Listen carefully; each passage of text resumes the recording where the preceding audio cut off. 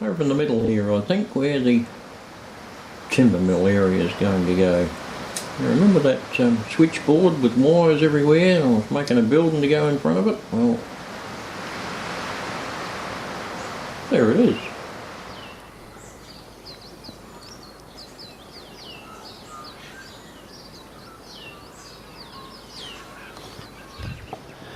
Well, morning YouTube.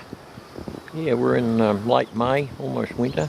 The weather's suddenly gone cold and wet after the sunshine had been hanging on for far too long. It's all a bit of a shock to the system, but never mind, we'll get around in our coats and our beanies for a while, we'll be right. Now, I've been a bit of a delay in getting the videos uploaded because I'm doing all sorts of other things, trying to catch up here and there. I'm always doing a million things at once, but the main reasons I haven't got a video up, one of which has been cleaning out the middle of the shed. I'll show you.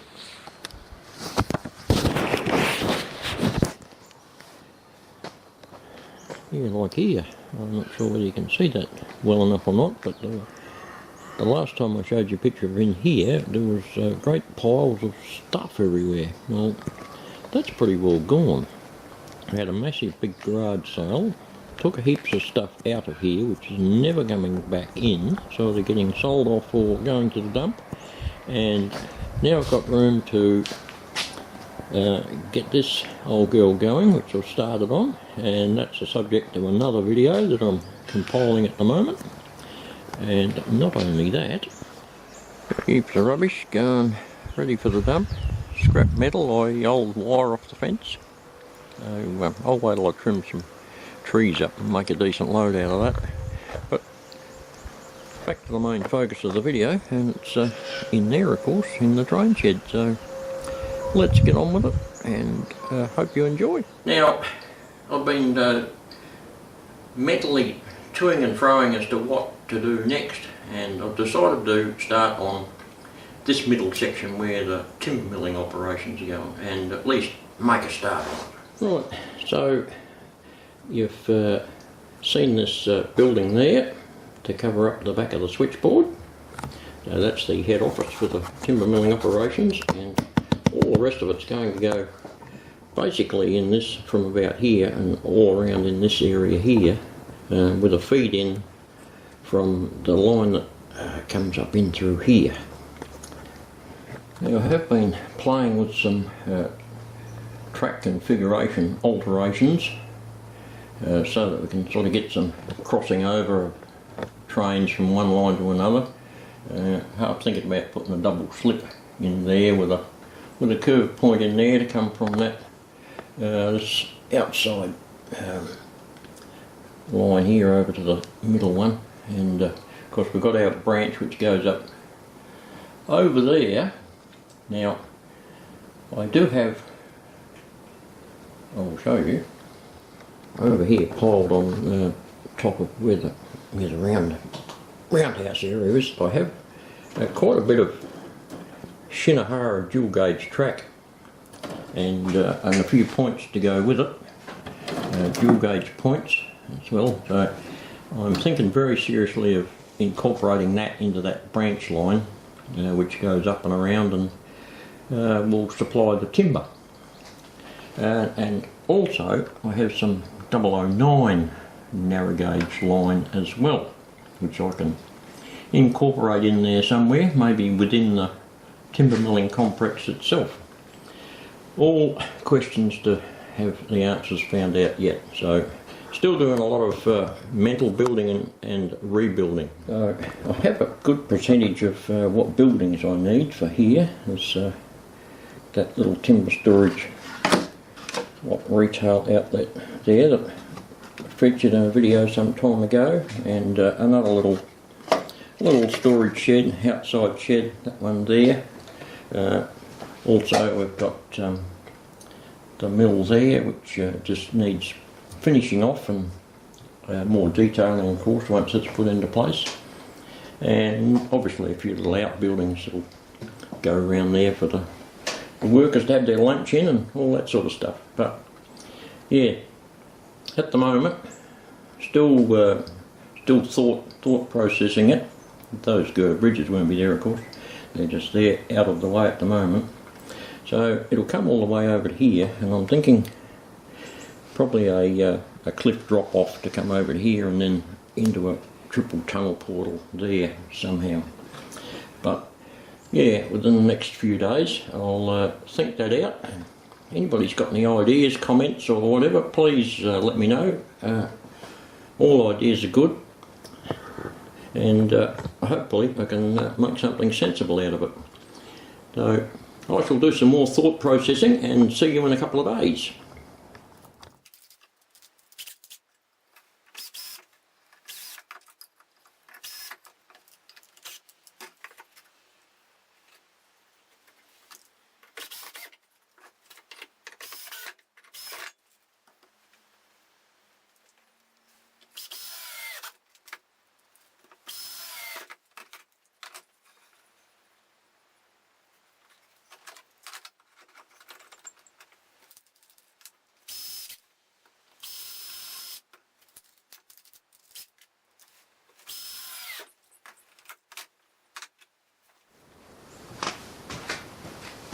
Right, I've got these little uprights in here to support the baseboard that's going to go in here, one joined onto the end of the module.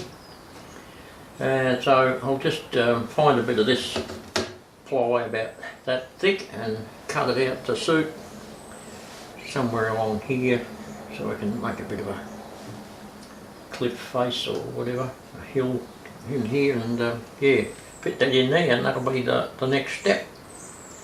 Make do with what we got, basically. I've got all these bits and pieces of what I've got, so I thought rather than buy anything new, I might as well use it all up first. Clear a bit of crap out of the shed, basically, as well. In the process, help build the model railroad. So that's next step. I'll go and find a bit of stuff and cut it out. See you soon, hopefully.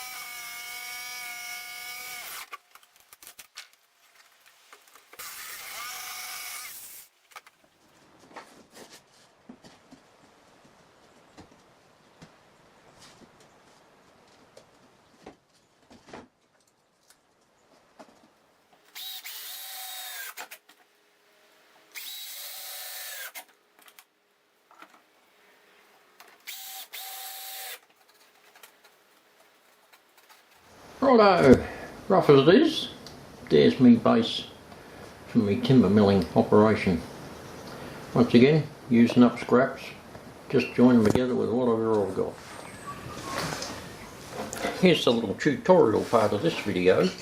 Now, when you've got two different level surfaces and you want to make a bit of a slope for scenery purposes, the method I use is by putting a base of fly wire down and then covering it with plaster. And to hold the fly wire in place, I use a staple gun. There you go. And that holds your fly wire nice and firm wherever you want to put it. And then you can put the rest of it wherever you like. And when you put the plaster on, it just tends to take its own shape and without you having to try too much. So I'll go ahead and finish all this and then come back.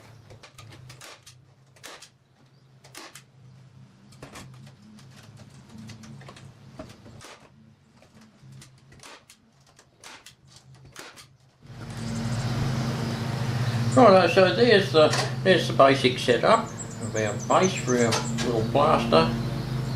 The trick with the fly wire is that when you put plaster on it sort of soaks into the mesh a bit and it grips hold of it. And I've found that it works quite well. Now I haven't put any of this stuff up this end yet because we've got 3 tracks here that are going to come out of a rock face tunnel. So I'll wait till I put a bit of a framework over there and then get the fly wire in there. And likewise up the other end here, this is coming out and there'll be a slope here. So I'll wait till I cut that out with the jigsaw and then I can finish off this end. But in essence, that's all we need to do.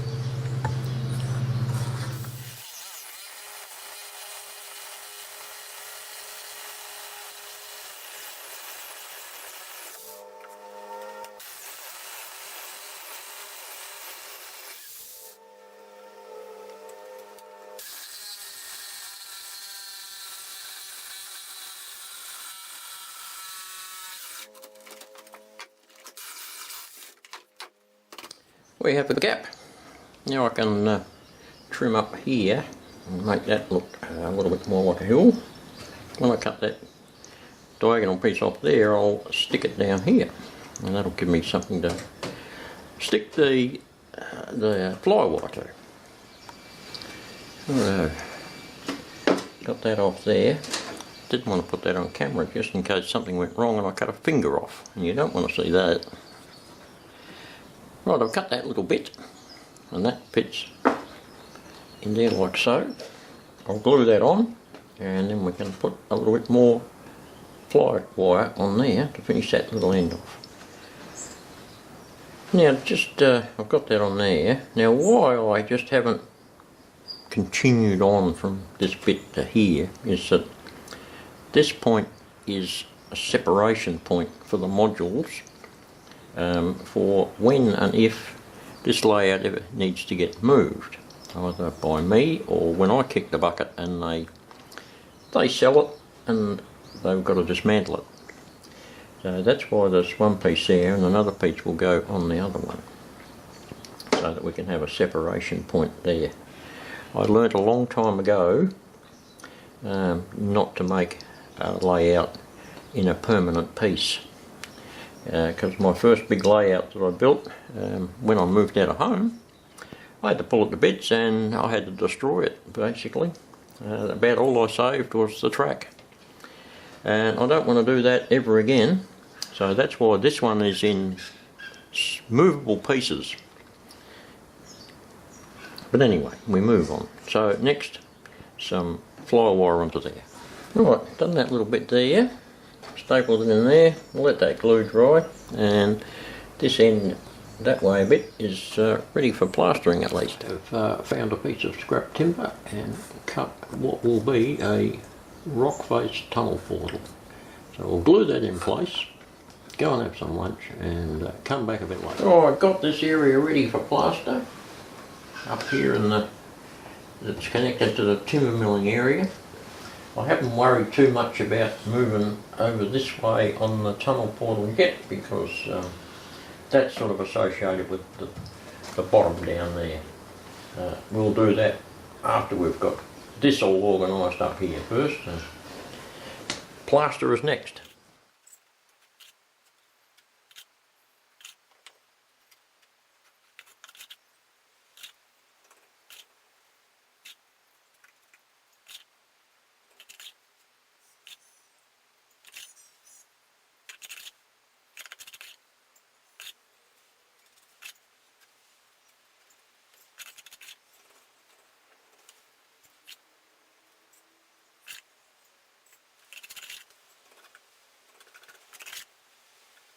That's the first little lot.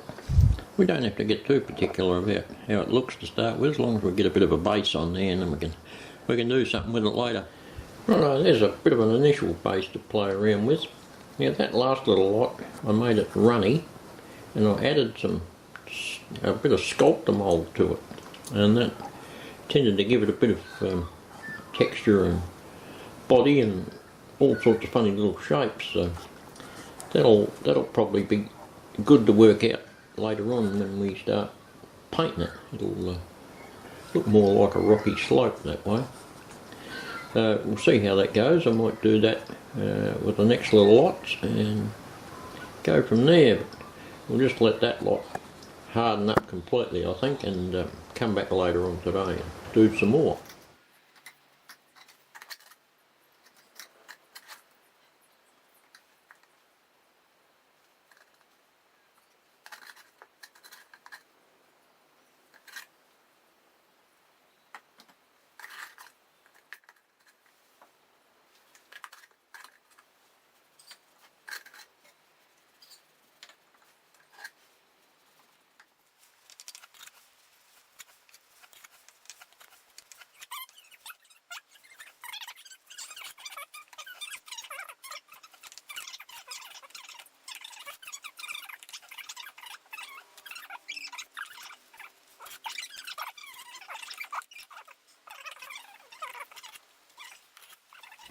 I've used sculptor mould there. It seems to work quite well. It adheres to the wood. Let's hope it stays that way. And it ends up looking quite rocky, so good thing. See how it turns out. Right, I'll come back the next morning to check on the sculptor mould, and it's still a bit damp. That's probably well and truly because of the weather. Now we're into the colder, wetter part of the year, and it hasn't dried out properly yet, so we'll leave that for a few days and perhaps wrap up this segment of this little build, and on the next one we'll go on with working out some sort of plan for up the top here with buildings and track, I think. So until then, hopefully it won't be too far away. Now that we're starting to catch up on all the other stuff, I will see you soon. And thanks to all the new subscribers, and thanks to everyone who's been watching.